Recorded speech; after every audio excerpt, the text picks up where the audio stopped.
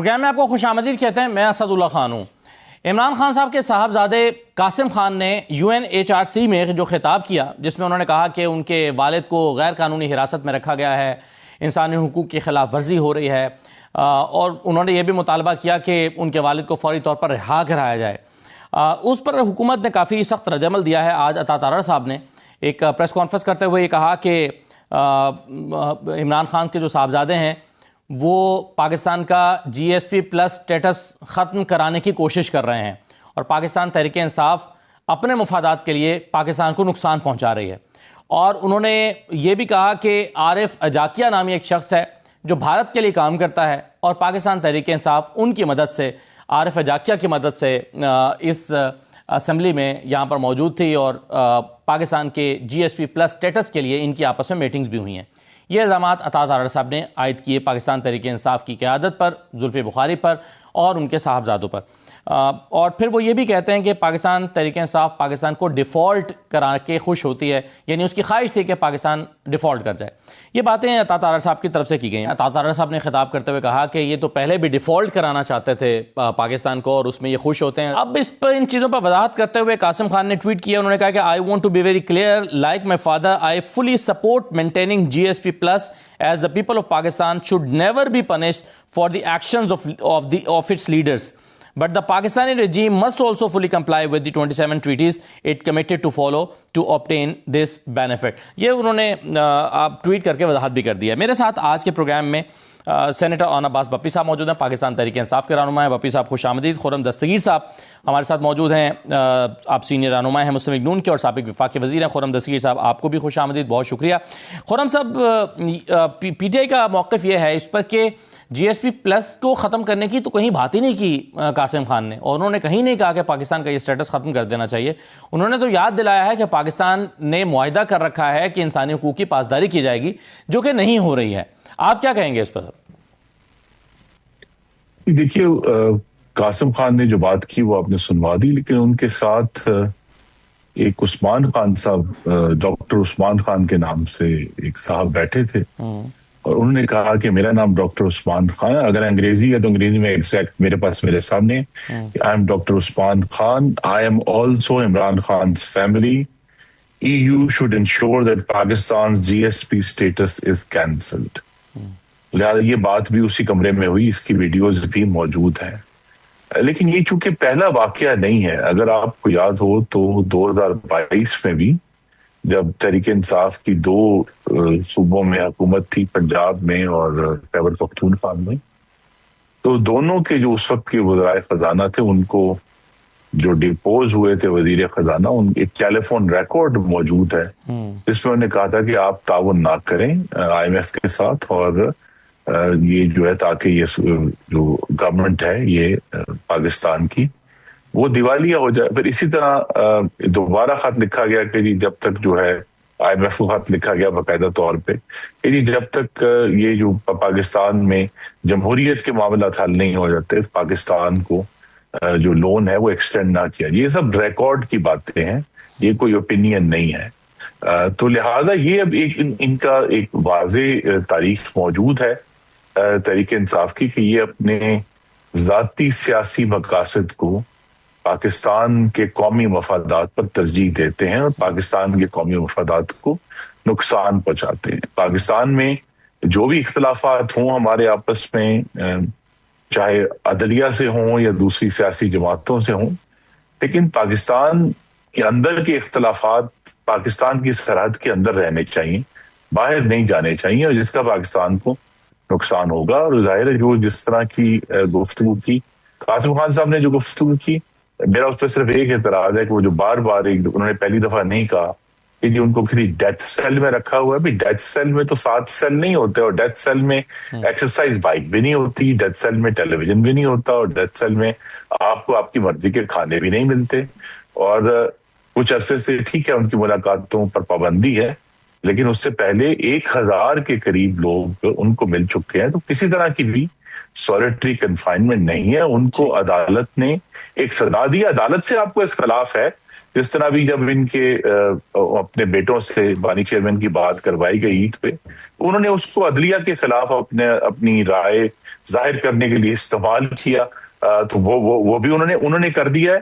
لیکن ایشو یہی ہے کہ بیرون ملک جا کے عارف اجاکیہ جی سر، بیک گراؤنڈ آپ نے پتہ نہیں چیک کیا ہے کہ نہیں کیا، لیکن بات یہ ہے میں صرف فیکٹس زمین رکھنا چاہتا ہوں کہ ان کی تصاویر اسی فنکشن سے پہلے بانی چیئرمین کے بیٹوں کے ساتھ موجود ہیں، تو لہٰذا یہ کہنا کہ وہ نہیں تھے یا وہ موجود تھے وہاں. ٹھیک ہے، چلیے میں اس پر عارف اجاکیہ پہ آنے سے پہلے جو باتیں بھی بپی صاحب کی ہیں خرم دستگیر صاحب نے، آج عطا طاہر صاحب کی پریس کانفرنس بھی آپ نے سنی ہوگی، وہ کہتے ہیں کہ جی IMF کو خطوط لکھنے کا بھی وہ ذکر کر رہے ہیں، پاکستان کو ڈیفالٹ کرانے کی کوششوں کی بھی بات کر رہے ہیں، GSP+ اسٹیٹس کے خاتمے کی کوششوں کی بھی بات کر رہے ہیں. پاکستان تحریک انصاف اپنا مقدمہ پاکستان میں کیوں نہیں لڑ رہی، دنیا کے دوسرے فورمز پہ جا کے کیوں لڑ رہی ہے اور پاکستان کو نقصان پہنچانے کی کوشش کیوں کر رہی ہے؟ جی بپی صاحب. اعوذ باللہ من الشیطان الرجیم، بسم اللہ الرحمن الرحیم.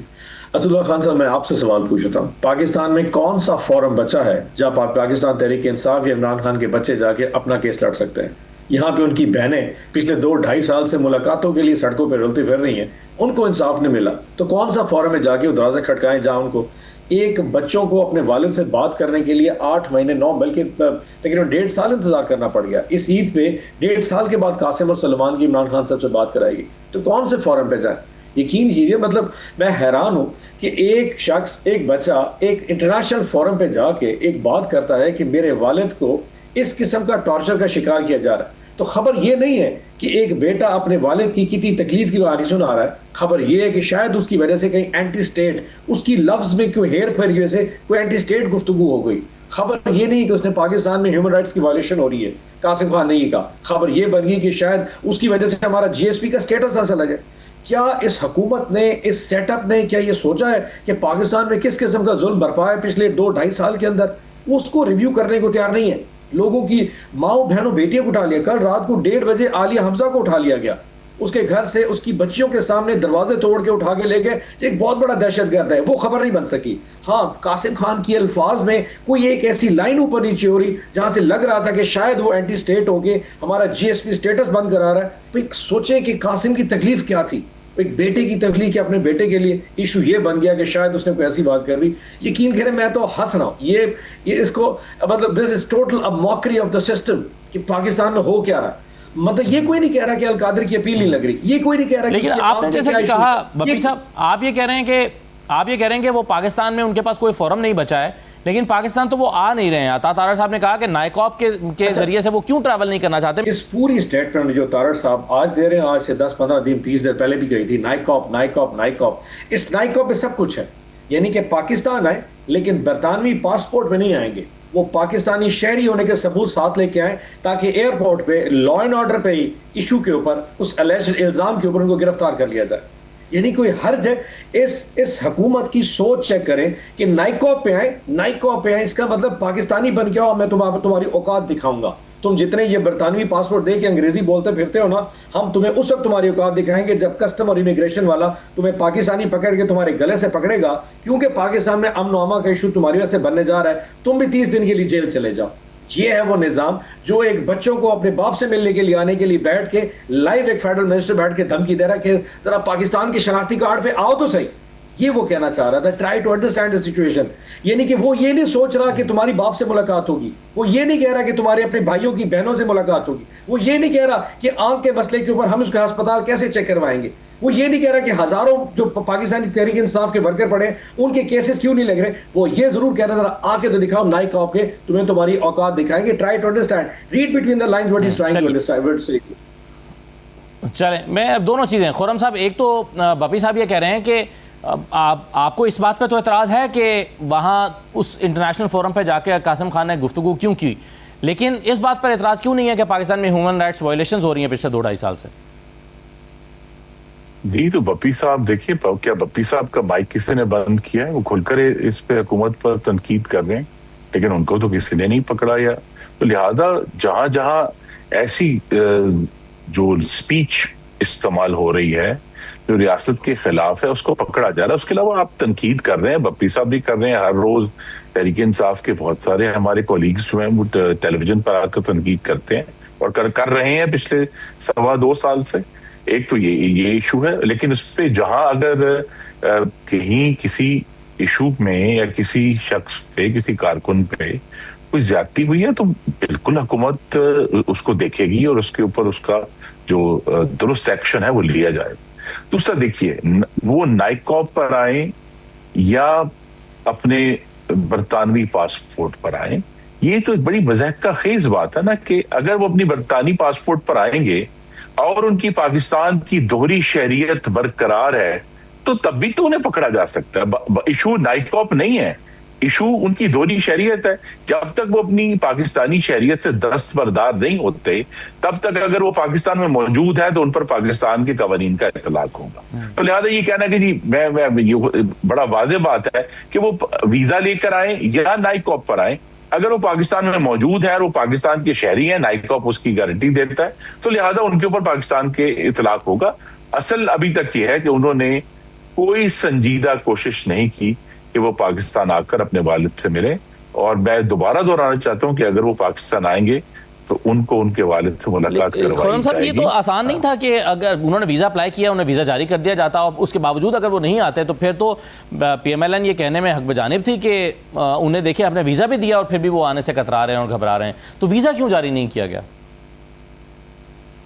یہ اس کے بارے میں مجھے نالج نہیں ہے کہ کیا انہوں نے اپنے برطانوی پاسپورٹ پر کوئی ویزے کی درخواست دی تھی، کیونکہ اگر وہ نائکوب پر ہے پھر تو انہیں ویزے کی ضرورت نہیں ہے. وہ براہ راست، اگر ان کا نائکوب ویلڈ ہے تو وہ براہ راست پاکستان کے اندر داخل ہو سکتے ہیں بغیر کسی دوسری دستاویز کے. ایک تو یہ ایشو ہے، لیکن اہم بات یہ ہے جس کی طرف نہیں کہ میں پھر دوہرا دیتا ہوں کہ تحریک انصاف کا ایک یہ کہہ دینا کہ پاکستان کے اندر فورم نہیں ہے، تو یہ تو پھر سیاسی جد و جہد کا انداز ہے نا، جو ہر پارٹی کی ایک چوائس ہے کہ وہ کیسے کرنا چاہتے ہیں. اگر آپ پاکستان کو ملک سے باہر جا کر نقصان پہنچا کر اپنی سیاست کرنا چاہتے ہیں تو یہ راستہ تحریک انصاف نے اختیار کیا ہے.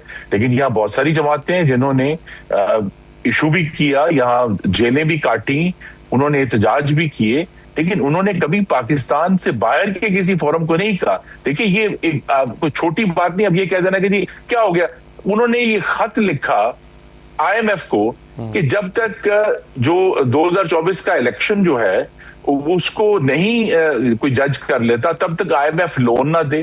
بھئی آئی ایم ایف کو آپ کیوں دعوت دے رہے ہیں کہ وہ پاکستان کے سیاسی معاملات میں دخل دے؟ اور یہ وہی چیز ہے، میں یہ بھی یاد کرا دوں کہ جو کام انہوں نے 2019 میں اپنی حکومت میں ہوتے ہوئے کیا تھا کہ آئی ایم ایف کو پہلی دفعہ یہ اس جو تھا جو اپریل 2019 میں ایگریمنٹ سائن کیا، اس میں پہلی دفعہ یہ کہا گیا کہ آئی ایم ایف جو ہے وہ منی لانڈرنگ کو بھی پاکستان کی دیکھے گی. وہ آئی ایم ایف جو ہے اس کو یہ بھی تمام جو اس وقت کی چائنیز لونز کی جو ڈیٹیلز تھیں وہ بھی آئی ایم ایف کے ساتھ شیئر کر لی گئیں، جو کہ پاکستان کے مفاد میں نہیں تھا.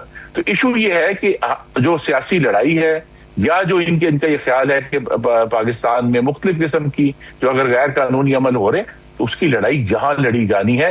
پاکستان کا جی ایس پی پلس جس کے ساتھ کروڑوں اربوں ڈالر اور لاکھوں نوکریاں جڑی ہوئی ہیں، میری صدا ہے کہ اس کے خلاف بات نہ کریں. آپ جو مرضی پاکستان میں آ کے جو ہے پاکستان کے اندر مختلف فورمز جو ہیں آج بھی موجود ہیں ان کے اوپر اپنا کیس لڑے، لیکن پاکستان کے جو کروڑوں کارکن ٹیکسٹائل کے دوسری صنعتوں کے جو یورپ کی ایکسپورٹ کے لیے پروڈکٹس تیار کرتے ہیں ان کی روزی پر لات نہ ماریں. ٹھیک، بالکل صحیح ہے سر. ایک تو اس کا جواب میں چاہوں گا بپی صاحب دے دیں. دوسرا عارف اجاکیہ کا ذکر کیا آج عطا طاہر صاحب نے کہ عارف اجاکیہ کون ہے، ان کا پی ٹی آئی کے ساتھ کیا تعلق ہے، اور وہ تو انڈیا کے لیے کام کرتے ہیں. بپی صاحب وہ کہہ رہے ہیں کہ جی انڈین ایجنٹ ہے، انڈیا کے لیے کام کرتا ہے، اور آپ اس کے ساتھ مل کے پاکستان کا جی ایس پی پلس اسٹیٹس ختم کرانا چاہتے ہیں اور انڈیا اس کے پیچھے ہے یا انڈین ایجنٹس اس کے پیچھے ہیں. تو عارف اجاکیہ کے ساتھ زلفی بخاری صاحب کا کیا تعلق ہے؟ جی اسد اللہ خان صاحب یقین کریں مجھے نا ہنسی آ رہی ہے اس بات کے سیریسلی. یعنی پاکستان میں اگر ہم احتجاج کرتے ہیں تو ہم دہشت گرد ہیں، ہم اختلاف رائے رکھتے ہیں تو ہم اینٹی اسٹیٹ ہو جاتے ہیں، ہم کسی فورم پہ جا کے بات کرتے ہیں اپنے کسی عزیز کی، اپنے کسی لیڈرشپ کے حوالے سے، تو فوری طور پہ پاکستان کے مفادات کے خلاف جانا شروع کر دیتے ہیں. یہ سوال کوئی عطا اللہ طاہر صاحب سے پوچھنا پسند کرے گا، یہ عارف حجاتیہ یا وٹ ایور جو بھی ایک مذاکرہ خیز اس شخص کا نام ہے، کیا یہ نریندر مودی سے بڑا بھارتی مفاد کا کیا اس کو سیکیور کر رہا ہوگا؟ یہ اس سے بڑا بھارتی ہوگا.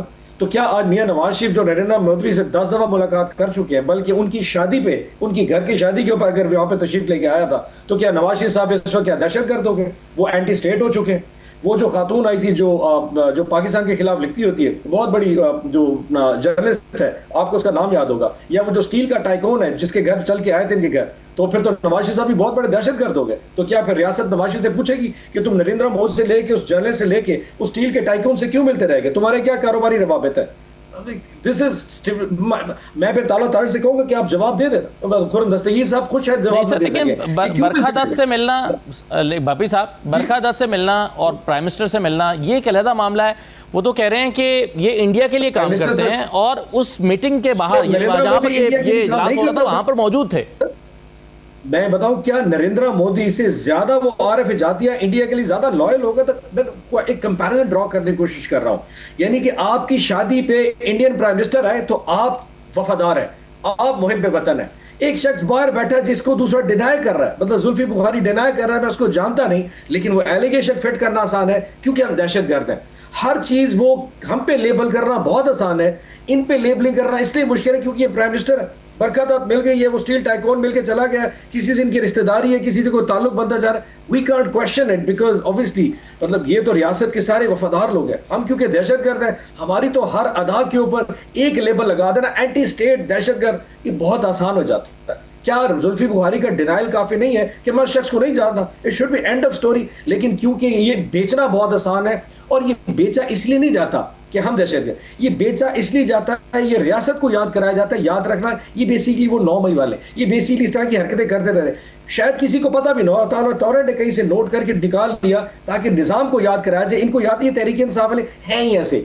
یہ بیسیکلی اس گورنمنٹ کا سروائیول ہی یہ ہے کہ ہمیں لیبل کرتی رہے، ہمیں جج کر کے دوسروں کو یاد کراتے رہے، دیکھ لینا کہ ان کے ساتھ کہیں ٹروس نہ ہو جائے، کہیں ان کو سپیس نہ مل جائے، کہیں ان کی بہنوں کی ملاقاتیں نہ عمران خان سے ہو جائیں، کہیں اندر کوئی بات چیت۔ This is how the system is working right now and I understand کہ جو سسٹم ہے وہ بھی سمجھ رہا ہے کہ یہ جو پاکستان مسلم لیگ نون اس وقت حکومت میں ریاست کے ساتھ بیٹھ کے جس قسم کی گیمکس اور موکری کر رہی ہے، this is just trying to tell this کہ جی ہم بہتر ہیں، ہم سیکیور ہیں، اور یہ لوگ جو ہے نا یہ خطرناک ہو سکتے ہیں۔ یہ دیکھیں یہ تو اس طرح کی حرکتیں کرتے ہیں، کسی کو اندازہ بھی نہیں کہ وہ شخص کون ہوگا اور زلفی بخاری کا اس سے کیا تعلق ہوگا، لیکن یاد دہانی کرانے کے لیے just makes all the sense. آپ ایک آپٹکس بنائیں اور پھڑکا دیں تحریک انصاف کو، دیوار کے ساتھ لگا دیں، حال بات کرے گا تاکہ یہ دیوار کے ساتھ لگے رہے۔ This is what is all about sir۔ صحیح۔ خرم دستگیر صاحب ایک بات عطا طاہر صاحب نے آج کہی، انہوں نے کہا کہ ویڈیو میں دیکھا جا سکتا ہے کہ دونوں کے درمیان، اجاکیہ کے درمیان اور زلفی بخاری کے درمیان کارڈ ایکسچینج ہو رہے ہیں۔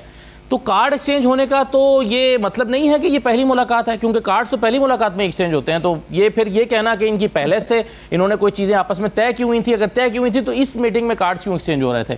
تو یہ میرے ذہن میں ایسے ایک یہ تو نقطے اور تصویریں دیکھ کے بنتے رہیں گے، لیکن جو تصویر جس کی تردید تحریک انصاف نہیں کر سکتی کہ عمران خان وہ واحد لیڈر آف دی اپوزیشن ہے جو جب ہندوستان تشریف لے گئے دسمبر 2015 میں، تو 11 دسمبر کو مودی سے جا کر پرائم منسٹر ہاؤس دلی میں ملے۔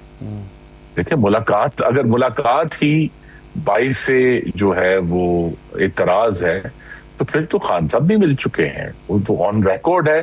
اور اس پہ بھی اگر آپ کو یاد ہو یہ بات پھر پرائم منسٹر ہاؤس انڈیا سے جاری کی گئی کہ یہ ملاقات عمران خان کی درخواست پر ہوئی تھی۔ تو دیکھیے یہ ملاقاتیں اور اس پہ ہم ہزار قسم کی باتیں کر سکتے ہیں۔ میں پھر اہم ترین بات یہ ہے کہ تحریک انصاف نے یہ فیصلہ کیا ہے کہ انہوں نے جو ان کی پاکستان کی اندرونی سیاسی لڑائی ہے وہ ملک سے باہر جا کر لڑنی ہے، جس کے نتیجے میں پاکستان کے قومی مفادات کو نقصان پہنچانا ہے۔ میں اس کی مذمت کرتا ہوں۔ لاسٹ پوائنٹ سر، لاسٹ کامنٹ اس کے اوپر آپ کیا کہنا چاہیں گے؟ سر پاکستان کے اندر اپنی جدوجہد بپی صاحب کریں اور اس طرح کے خطوط نہ لکھیں کہ پاکستان کے جب تک آڈٹ نہ ہو جائے الیکشنز کا تب تک پاکستان کو IMF لون نہ دے، کیا کہیں گے اس پہ؟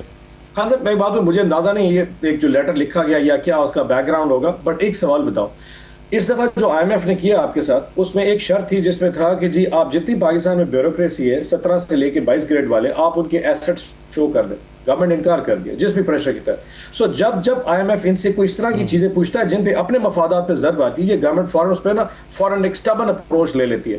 سو اگر کہیں پہ جا کے کوئی ایسے چیز پاکستان تحریک انصاف کی وجہ جو ہیومن رائٹس وائلیشن کی چکر میں ان کے اوپر اگر کوئی ضرب لگتی ہے تو ان کو کیوں لگتا ہے کہ وہ ہماری وجہ سے بھی لگ رہی ہوگی؟ بہت سارے ایشوز ان کے اپنے کیے ہوئے. اگر منی لانڈرنگ کو آپ سے سوال پوچھتا ہے تو دے کیوں نہیں دیتے ڈاٹا؟ اس پہ کیا بڑی بات ہے؟ یہ وہ انفارمیشن ہے جو آپ کو دیتے ہو شاید تکلیف دے بٹ حقیقت پاکستان کے مفاد میں.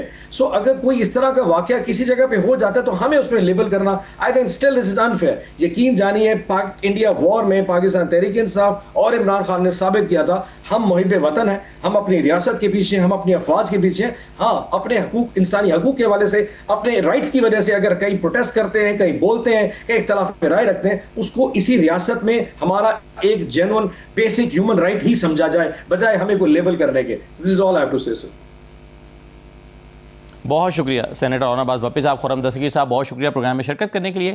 ایک چھوٹا سا بریک لیتے ہیں, بریک کے بعد واپس آتے ہیں تو ہم دیکھتے ہیں کہ ایران اور امریکہ کے درمیان اس وقت کیا چل رہا ہے, کیونکہ ڈونلڈ ٹرمپ بار بار مختلف طرح کے متضاد طرح کے بیانات دے رہے ہیں اور مختلف طرح کے دعوے کر رہے ہیں. منیر اکرم صاحب ہمارے ساتھ موجود ہوں گے, ان سے بات کریں گے بریک کے بعد.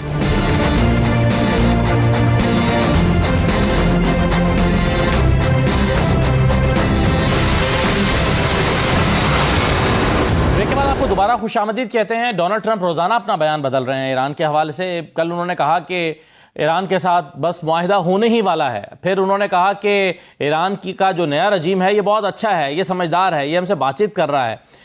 کل جب ایران نے جو امریکہ کے پروپوزل سے اس کو ریجیکٹ کر دیا تو آج وہ یہ کہہ رہے ہیں کہ ایران مذاکرات تو کرنا چاہتا ہے مگر ان کی قیادت کو ڈر ہے کہ وہ اپنے عوام کے ہاتھوں نہ مارے جائیں. جبکہ عوام سے ڈونلڈ ٹرمپ پہلے ہی اپیل کر چکے ہیں کہ وہ اپنی قیادت کے خلاف اٹھ کھڑے ہوں. اور پھر یہ بھی انہوں نے کہا کہ they are begging us to make a deal, یعنی ڈیل کرنے کے لیے ہمارے ترلے منتیں کر رہے ہیں. وال اسٹریٹ جرنل یہ بھی کہہ رہا ہے کہ ڈونلڈ ٹرمپ 4 سے 6 ہفتے میں جنگ کو ختم کرنا چاہتے ہیں, اس جنگ سے وہ باہر نکلنا چاہتے ہیں, لیکن ایران اپنی شرائط عائد کر رہا ہے. تو صورتحال کس طرف جا رہی ہے, اسی پر بات کریں گے. ہمارے ساتھ منیر اکرم صاحب موجود ہیں, سابق مندوب اقوام متحدہ. بہت شکریہ منیر اکرم صاحب, آپ کو خوش آمدید کہتے ہیں. سر, ڈونلڈ ٹرمپ کا ایسا لگتا ہے کہ روزانہ اپنا بیان بدل رہے ہیں. کبھی وہ کہتے ہیں کہ ایران کو ہم نے مکمل طور پر تباہ کر دیا, اور پھر وہ لاچاری کا بھی اظہار کرتے ہیں کہ آپ نے ہرمز وہ نہیں کھلوا پا رہے. پھر وہ کہتے ہیں کہ جی ایران کی جو نئی قیادت ہے یہ بہت اچھی ہے. اب وہ کہہ رہے ہیں کہ وہ خوفزدہ ہے. آپ کو کیا لگتا ہے کہ ڈونلڈ ٹرمپ کس ذہنی کشمکش کا شکار ہیں؟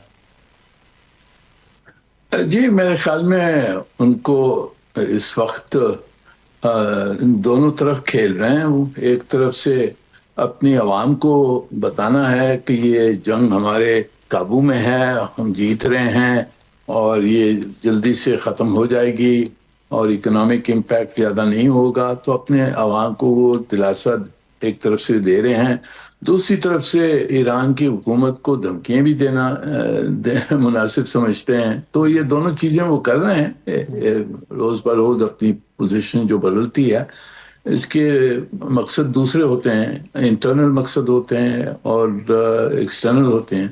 تو یہ تو ایک ٹپیکل ہے وہ ان کی. تو یہ میرے خیال میں this kind of fluctuation in the statements from President Trump, تو یہ تو نارمل ہے, اب بن گیا. اب منیر صاحب, کیا ملٹری ویز سے کیا ڈونلڈ ٹرمپ آبنائے ہرمز کو کھلوانے کا آپشن استعمال کر سکتے ہیں, اور وہ کیوں نہیں کر رہے ہیں؟ اگر وہ کر سکتے ہیں تو کیوں نہیں فوجی طاقت کے ذریعے سے آبنائے ہرمز کو کھلوا رہے ہیں؟ دیکھیے, ہرمز کو زوری سے کھولنا بڑا مشکل ہوگا, اور وہ سب سمجھتے ہیں کہ ایران کافی نقصان کر سکتا اگر کوشش کی انہوں نے اپنی نیول فورس کو استعمال کر کے انہوں نے اسٹریٹ آف ہرمز کو کھولنے کی کوشش کی, تو اس میں کافی ایران نقصان کر سکتا ہے, اس کو بند کر سکتا ہے. پر اب وہ باقی چیزیں بھی سوچ رہے ہیں. وہ خارق آئلینڈ کی کیپچر کو سوچ رہے ہیں. کچھ ہرمز اسٹریٹس میں اگر اپنی فوج ڈالنے کی کوشش, وہ اس پہ بھی سوچ بچار چل رہا ہے. پر ان کے پاس ملٹری آپشنز کوئی اچھے نہیں رہے ہیں جب تک کہ ایران کی حکومت ڈٹی رہتی ہے اور ان کے پاس جو میسائل اور ڈرون کی جو قوت ہے وہ جاری رہتی ہے. تو اس کو میرے خیال میں فورس سے کھولنا بڑا مشکل ہوگا ہرمز کو۔ منیر صاحب، آپ کے خیال میں ابھی تک کن چیزوں کو امریکہ کی اچیومنٹ کہا جا سکتا ہے کہ ایران جنگ میں امریکہ نے یہ کچھ اچیو کیا ہے؟ دیکھیے، انہوں نے ایران کی جو عسکری طاقت ہے اس کو تو کمزور کر دیا ہے، کیونکہ اتنی بمباری کی ہے، ان کی جتنی بھی ملٹری سائٹس ہیں اس کے اوپر بمباری ہوئی ہے، تو نقصان تو ہوا ہوگا، پر کتنا نقصان ہے اور کتنا بچتا ہے ایران کے پاس وہ ابھی تک صاف نہیں ہے۔ تو جب تک کہ ایران کی جو گورنمنٹ ہے وہ ڈٹی رہتی ہے، وہاں کوئی رجیم چینج کا امکان نہیں نظر آتا ہے۔ اپنے وہ جو ان کے جو کچھ بھی نقطے ہیں ان پہ وہ بالکل ڈٹے ہوئے ہیں۔ تو ٹرمپ صاحب کو کوئی جیت دکھانے بڑا مشکل ہو گیا اس وقت ان کے لیے کہ کوئی بتائیں کہ جی ہم نے حاصل کیا کیا اس جنگ کے بعد میں۔ منیر صاحب، جیسا کہ آپ نے کہا کہ ایران کی جو فوجی طاقت ہے اس کو کچھ کمزور کر دیا ہے امریکہ نے، لیکن ایران کی فوجی طاقت جتنی بھی تھی پہلے، وہ براہ راست امریکہ کے لیے شاید خطرہ تو پہلے بھی نہیں تھی، اور اسی لیے دنیا نہیں مانتی کہ یہ پریمپٹیو سٹرائک ہے، کیونکہ امریکہ یا اسرائیل کو براہ راست ایران کی طرف سے کوئی خطرہ واضح، خاص طور پر امریکہ کے لیے تو بالکل نہیں تھا۔ تو آپ کے خیال میں پھر کیا حاصل کرنے کے لیے آیا تھا؟ رجیم چینج، تاکہ اس کی مرضی سے یہ ایران کی حکومت جو ہے وہ چلے، وہ تو وہ حاصل آپ نے جیسے خود بھی فرمایا کہ وہ تو نہیں کر پا رہا۔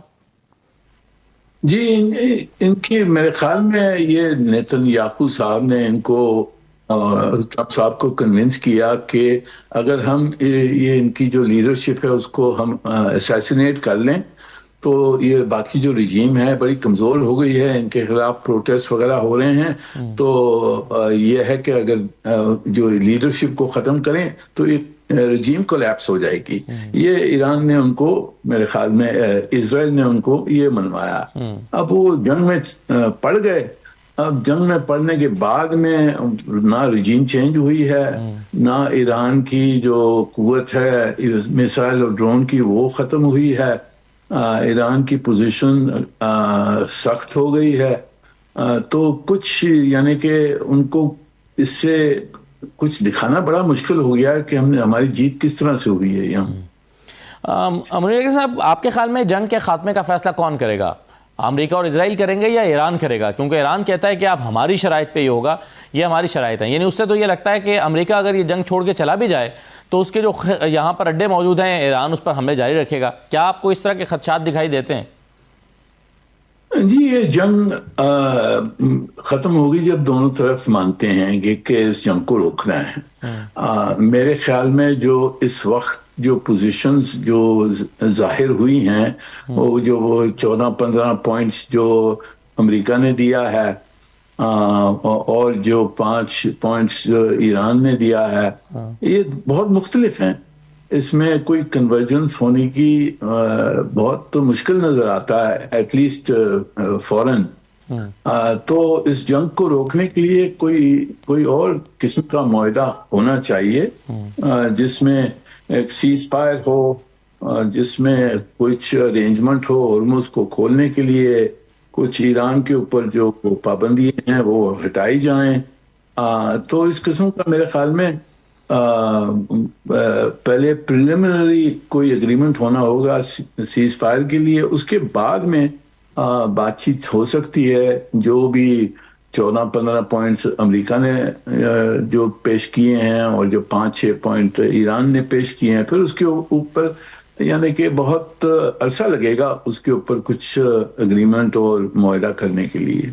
جی منیر اکرم صاحب، آپ نے جیسے کہ کہا کہ سیز فائر یا بات چیت یا کوئی ٹھہراؤ صورتحال میں لانے کے لیے، اس میں تو ایسا لگتا ہے کہ پھر کوئی تیسرا فریق ہوگا جو ان فریقین کو آپس میں بٹھائے گا، یعنی کوئی میڈیشن کرے گا، کوئی ثالث بن کے سامنے آئے گا۔ ایران ایسا لگتا ہے کہ ابھی تک کسی کو ثالث مقرر کرنے کے لیے تیار اور آمادہ نہیں ہے۔ آپ کے خیال میں ایران کی ریلیکٹنس کیا ہے؟ جی، ایران نے دیکھیں، انہوں نے مذاکرات پہلے بھی کی ہیں، مذاکرات کے دوران ان کے اوپر حملے ہوئے ہیں 2 مرتبہ۔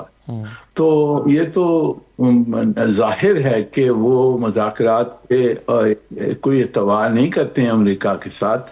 تو اگر مذاکرات ہوتے ہیں تو وہ کس نے کروانے ہوں گے جس کے اوپر کوئی ان کا اعتبار ہو, کوئی ٹرسٹ ہو. اور اس میں میرے خیال میں پاکستان اور ترکی اور شاید ایجپٹ کچھ رول ادا کر رہے ہیں. اور ہماری جو پبلک اوپینین ہے وہ اس نے تو ایران کی حمایت کی ہے. تو مجھے خیال ہے کہ ایران شاید مان جائیں کہ پاکستان کچھ اس پہ رول پلے کر سکتا ہے, پر ہم نے بھی بہت طریقے سے اس کو آگے بڑھانا ہے, کیونکہ جو پوزیشن ہیں بہت مختلف ہیں. معاہدہ کروانا بھی مشکل ہوگا اس وقت. آپ کے خیال میں سر جو ایران نے شرائط عائد کی ہیں کہ ہمیں کمپنسیشن پے کی جائے جتنا ہمارا نقصان ہوا ہے, پھر علاقے میں جو دیگر گروپس ہیں ان کے خلاف کاروائیاں بھی بند کی جائیں, جیسے وہ حزب اللہ کے خلاف چاہتے ہیں کہ کاروائیاں نہ ہوں, جیسا کہ وہ چاہتے ہیں کہ ہارموز کے حوالے سے ایک نیا قانونی معاہدہ تیار کریں اور دنیا اس کو مانے, پھر وہ چاہتے ہیں کہ یقین دہانی کرائی جائے کہ آئندہ بھی دوبارہ ایران پر جنگ مسلط نہیں ہوگی. آپ کے خیال میں ایران کی یہ شرائط مانی جا سکتی ہیں؟ جی اس وقت تو مشکل نظر آتا ہے, کیونکہ یہ میکسیمم ڈیمانڈز ہیں ایران کی, اور امریکہ کی بہت مختلف ڈیمانڈز ہیں. تو اس وقت تو ان کے اوپر معاہدہ ہونا امکان مجھے نہیں نظر آتا ہے. تو اس لیے کوئی اور راستہ ڈھونڈنا ہوگا کہ سیز فائر کروائیں اور اس کے بعد میں پھر مذاکرات ہوں, اور وہ پھر تفصیل سے جو مسئلے ہیں ان کو حل کر سکیں. بہت شکریہ منیر اکرم صاحب, بہت شکریہ پروگرام میں شرکت کرنے کے لیے. ایک چھوٹا سا بریک لیتے ہیں ناظرین, بریک کے بعد واپس آتے ہیں.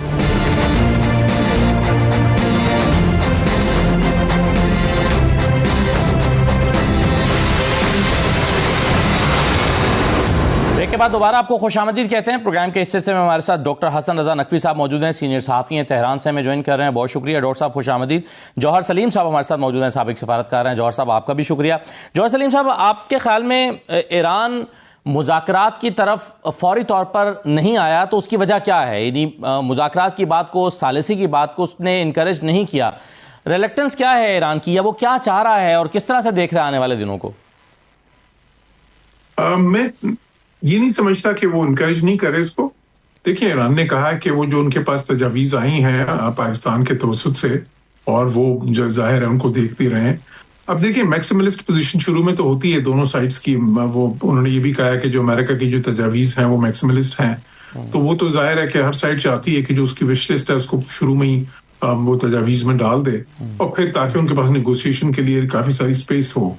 تو اسی طرح ایران کی طرف سے جو 6 تجاویز آئی ہیں امریکہ کے 15 پوائنٹس کے مقابلے میں, تو اس میں بھی ظاہر ہے ان کی کوئی ایسے پوائنٹس بھی ہیں جو کہ ظاہر بہت مشکل نظر آتے ہیں. مثلا یہ کہ جی وہ وہاں سے سارے بحری اڈے یہ امریکہ اٹھا لے اس خطے سے, اور یہ کہ ان کو جو ہے نا تاوان دیا جائے, ریپریشنز دی جائیں.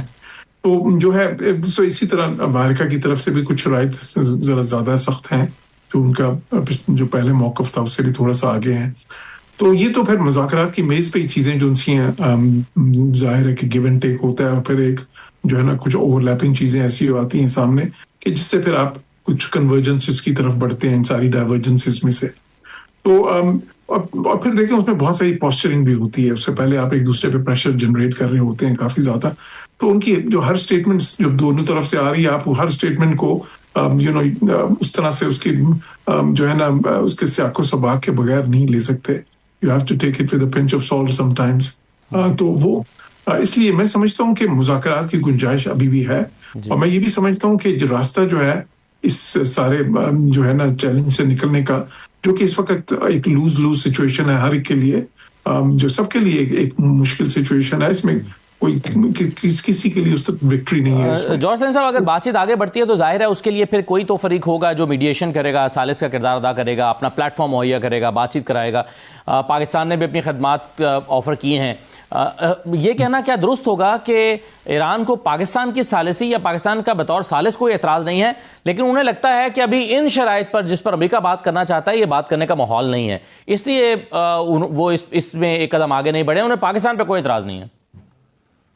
پاکستان پہ تو ایران بھی اعتماد کرتا ہے، پھر ساتھ ہی ساتھ دیکھیں سارے خلیجی ممالک جو ہیں خصوصاً سعودی عرب ان کے ساتھ بھی، جس طرح کہ ہمارے برادرانہ تعلقات ایران کے ساتھ بھی ہیں، خلیجی ممالک کے ساتھ بھی ہیں، امریکہ کے ساتھ بھی ایک بڑا لانگ سٹینڈنگ جو ہے تعلق ہے، دوستی ہے، اور ابھی بھی دیکھیں پچھلے 1 سال سے تو بہت ہی زیادہ ایک پازیٹیو فیز ہے جو ہمارے تعلقات کا. تو اس لیے پاکستان کو تو ساری سائٹس کا اعتماد حاصل ہے، اس لیے پاکستان ایک کلیدی اس میں میڈیٹر بن کے سامنے ابھر کے سامنے آیا ہے. اور میں یہ سمجھتا ہوں کہ پاکستان کا رول ہوگا اس میں، جو ہے نا جب یہ عمل مذاکرات کی طرف جائے گا تو پاکستان بالکل اس میں جو ہے نا ایک آپ دیکھیں گے کہ اس میں پاکستان کا رول ہے. بالکل ٹھیک ہے، بالکل صحیح ہے. ڈاکٹر حسن رضا صاحب، تہران کیا سوچ رہا ہے؟ ڈونلڈ ٹرمپ کے جو بیانات مختلف طرح کے آئے ہیں اب تک، جس میں ایک میں یہ کہا گیا کہ یہی تو رجیم چینج ہے کیونکہ جو نئی حکومت ہے یہ ہم سے بات چیت کرنا چاہتی ہے. 2 دن پہلے انہوں نے کہا کہ بس معاہدہ تو ہونے والا ہے، تیار ہے معاملہ، اور پھر آج وہ یہ کہہ رہے ہیں کہ ایران مذاکرات کرنا چاہتا ہے لیکن وہ اپنے لوگوں سے، عوام سے ڈرتا ہے کیونکہ عوام ان کو پھر تنقید کا نشانہ بنائیں گے. تو ڈونلڈ ٹرمپ کی مختلف طرح کے جو سٹیٹمنٹ سامنے آئے ہیں پچھلے 2-3 دن میں، تہران اسے کیسے دیکھ رہا ہے؟ دیکھیے، ڈونلڈ ٹرمپ کی یہ جو سٹیٹمنٹس ہیں پچھلے 2-3 دن سے نہیں بلکہ جب سے وہ حکومت میں آیا ہے تب سے، اور اس سے پہلے جب پچھلا ٹرنیور تھا اس میں بھی اسی طرح ہی تھا. اور اب دیکھتے ہیں کہ ڈونلڈ ٹرمپ کی در حقیقت وائٹ ہاؤس کے اندر جو ٹیم ہے وہ بہت جلد باز ہے، کسی حد تک ناتجربہ کار ہے اور بوکھلاہٹ کا شکار ہے اس وقت. اور دوسری طرف یہ جو ٹرمپ بیانات دیتا ہے وہ اس کی بوکھلاہٹ کی علامت ہے. مثال کے طور پہ کہ اس کا یہ کہنا کہ میں نے ایران کی لیڈرشپ کو مار دیا ہے، پھر کہتا ہے کہ نہیں میں اس سے مذاکرات کر رہا ہوں، پھر کہتا ہے میں رجیم چینج کرنے کے حوالے سے جنگ کے شروع میں یہ کہتا تھا کہ ہم نے رجیم چینج کرنی ہے اور اس کے لیے میرے پاس مختلف آپشن ہے. جبکہ وہ رضا شاہ پہلوی کا بیٹا جو باہر بیٹھا ہوا ہے اس کے بارے میں بھی ایک آپشن تھا، تو اس نے اپنے ایک پریس کانفرنس میں ٹرمپ نے یہ کہا کہ ایک وہ بھی آپشن ہے لیکن وہ مجھے پسند نہیں آیا، اس کی جگہ پہ ایک اور آپشن ایران کے اندر سے میں دیکھ لوں گا. یعنی اس وقت اس کی رجیم چینج کرنے کی جو ڈیفینیشن تھی وہ یہ تھی کہ یہ جو ایران کے اندر اس وقت موجودہ نظام ولایت فقیہ ہے اس کو ہٹا کے تو اس کی جگہ کے اوپر ایک نیا سیٹ اپ لے کے آنا ہے. لیکن پرسوں رات کو جو اس نے کہا، اس نے رجیم چینج کی ڈیفینیشن ہی بدل دی اور کہا کہ نہیں، ہارڈ لائنر آیت اللہ کو ہٹا کے ایک لینیڈ قسم کے بندے کو اور کمانڈرز کو ہم سامنے لے، لہٰذا رجیم چینج ہو گیا ہے. پھر اس نے کہا کہ میں نے جو ہے وہ ایران نے مجھے تحفہ دیا ہے. تو در حقیقت میں یہ سمجھتا ہوں کہ یہ برعکس ہے اس کے، کہ اس نے ایران کو در حقیقت وہ قبول کر لیا کہ یہ جو آبنائے ہرمز ہے 40 سے زیادہ ملکوں نے اس کو رسمی طور پہ قبول کر لیا کہ ایران کا کنٹرول آبنائے ہرمز کے اوپر موجود ہے اور وہ ایران کے بنائے ہوئے میکینزم کے مطابق آبنائے ہرمز سے گزرنے کو تیار ہے. تو ٹرمپ نے اس کو قبول کر لیا. باقی یہ جو کہنا کہ میں حملہ کروں گا، ان کی بحریہ تباہ کر دی ہے اور آبنائے ہرمز کو ہم قابو میں لے لیں گے، یا جزیرہ خار کے اوپر ہم اپنی فوجیں اتاریں گے، ہماری فوجیں آ چکی ہیں، یہ ایسے ہی ہے کہ جیسے کوئی بچہ سوشل میڈیا کے اوپر بیٹھ کے نا یوٹیوب کے کلپ یا ویسے سوشل میڈیا کے کلپ دیکھے کہ پیراگلائڈز اترتے ہیں، وہ آدھے گھنٹے کے اندر کوئی آپریشن کر کے واپس چلے جاتے ہیں. وہ دیکھنے میں وہ کلپ بہت اچھا لگتا ہے لیکن پریکٹیکلی ایسا نہیں ہوتا. پریکٹیکلی اگر ٹرمپ ادھر آئے گا تو اس کو پتہ چلے گا کہ ایران کی جو طاقت ہے وہ کیا ہے، خصوصاً دریائی محاذ کے اندر. صحیح ہے. میں اس میں ابھی ایک جو جن بیانات کا حوالہ ڈاکٹر صاحب نے دیا بھی ہے، جوہر سلیم صاحب، اور کچھ اور بیانات ہم نے بھی پچھلے 4-5 دن میں اور جب سے جنگ شروع ہوئی ہے دیکھے ہیں، مختلف طرح کی جو ڈونلڈ ٹرمپ باتیں کرتے رہے ہیں، اس سے ان کی ایک غیر سنجیدہ سی شخصیت ابھر کے سامنے آئی ہے، جو کہ پہلے بھی ہے. ان کی شخصیت اسی قسم کی ہے. اور آج تو انہوں نے ایک سٹیٹمنٹ میں یہ بھی کہہ دیا کہ مجھے ہی کہا جا رہا ہے ایران کی طرف سے کہ آپ سپریم لیڈر بن جائیں، لیکن میں یہ کہنا چاہتا ہوں کہ میں سپریم لیڈر نہیں بننا چاہتا. تو اس قسم کی جو باتیں ڈونلڈ ٹرمپ کر رہے ہیں وہ ایک کمپوزڈ ایک سپر پاور جو ہے دنیا کی، اس کے جو پریزیڈنٹ ہیں یا سب سے طاقتور شخصیت دنیا کی، اس کے طور پر وہ انہوں نے اپنے آپ کو پریزنٹ نہیں کیا. آپ کیسے دیکھتے ہیں اسے؟ جی، پریزیڈنٹ ٹرمپ کی شخصیت جو ہے بڑی مرکیوریل ہے اور وہ ظاہر ہے کہ ان کی پرسنالٹی بالکل مختلف ہے اس سے پہلے کے جو امریکی صدور ہوتے تھے.